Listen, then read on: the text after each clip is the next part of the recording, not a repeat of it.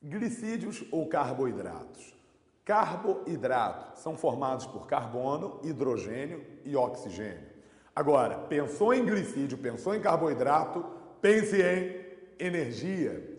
Uma vez que a fonte prioritária de energia da célula é a glicose, o principal carboidrato do nosso organismo.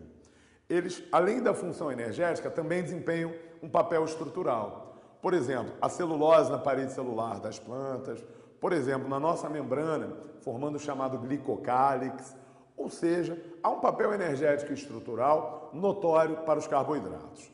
Eles são classificados em monossacarídeos ou oses, que são glicídios pequenos, com livre passagem pela membrana plasmática.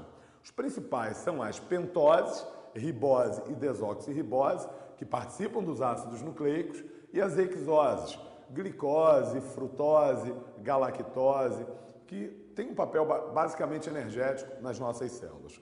Além dos monossacarídeos, há os disacarídeos. Os disacarídeos, como o próprio nome já diz, são formados pela união de dois monossacarídeos. Os principais são a sacarose, o açúcar de cozinha, a maltose, o malte, e a lactose, o açúcar do leite.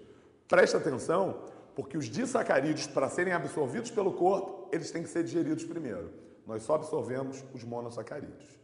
E, por fim, há os carboidratos maiores, que são os polissacarídeos, formados pela união de centenas, pela união de milhares de monossacarídeos. Os principais são o amido, que é o principal carboidrato da nossa alimentação, é um polissacarídeo de reserva vegetal, está na batata, está na mandioca, está na farinha, está em todas as massas, nos confere aí milhares de glicoses, nos dando bastante energia. O polissacarídeo de reserva animal, que é o glicogênio, armazenado no músculo, armazenado no fígado, que nos dá energia, nos armazena a energia. E dois polissacarídeos estruturais importantes, que são a celulose, da parede celular vegetal, e além disso, a quitina, que está presente no exoesqueleto dos artrópodos.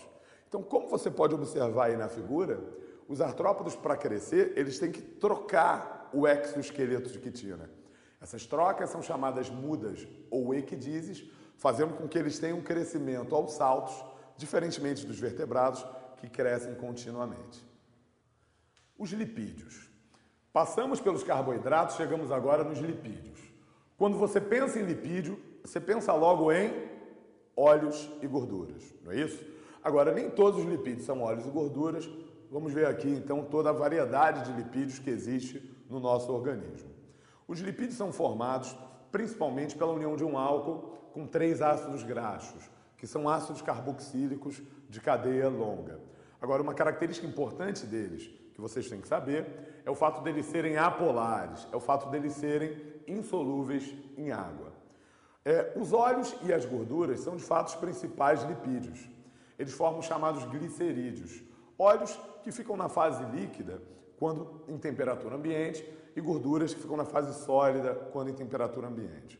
Além dos óleos e gorduras, há os fosfolipídios, formadores de membrana, os cerídeos, que são as ceras, como a cera de ouvido, a cera de abelha, os esteroides, muito importantes, que têm álcoois cíclicos na sua formação. O principal é o colesterol, esteroides que participam da formação de hormônios, que formam a bile, que formam a membrana também de células animais.